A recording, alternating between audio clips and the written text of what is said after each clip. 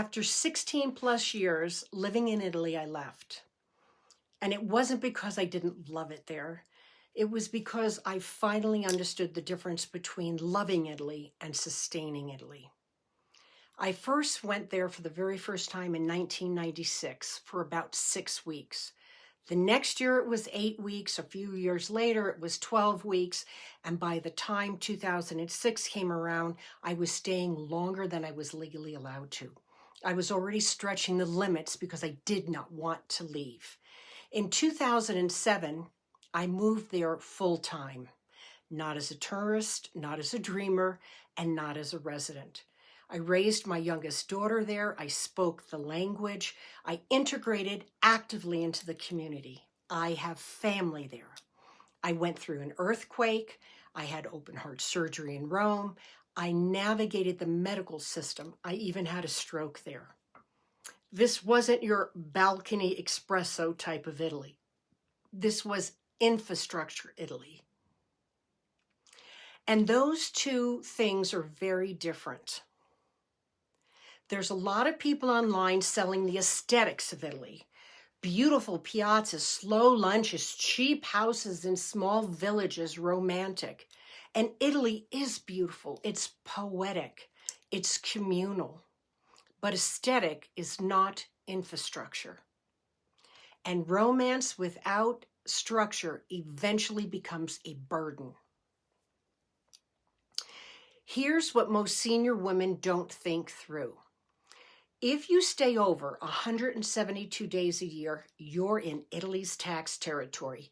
You're filing taxes. You are exposed. If you want access to their healthcare system, you're participating in their tax system. If you own a property in 2 countries, you're maintaining property in 2 countries. If you liquidate in the US and move permanently, if something happens to your health, you don't just go home, you rebuild. And here's the part no one likes to say out loud.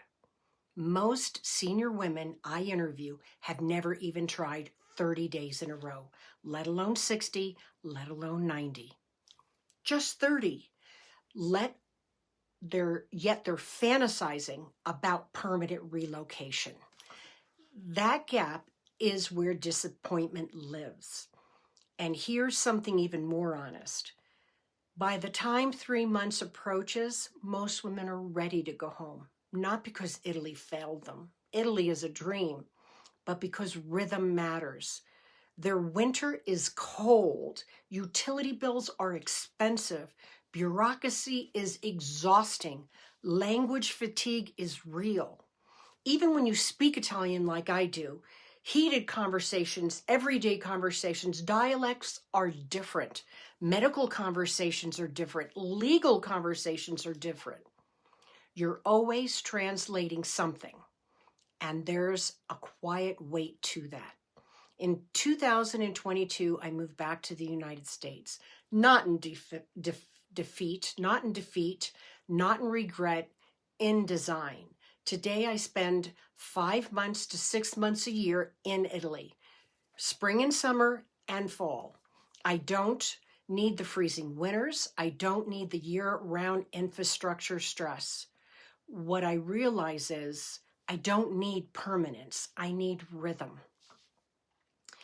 Most senior women don't actually want relocation. They want immersion. They want community. They want culture. They want safety. They want someone who speaks the language. They want someone who understands what's not being said. They want a backup if something goes wrong. They want supported independence. That's different than moving forever.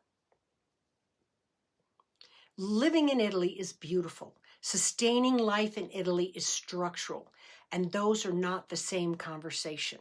If you're thinking about moving there, I'm not trying to tell you not to do it. I'm telling you to test wisely. Try 30 days. Try 60. Understand the tax exposure. Understand the medical system.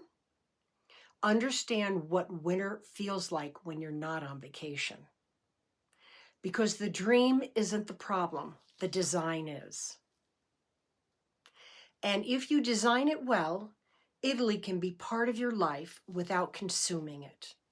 That's what 16 plus years has taught me.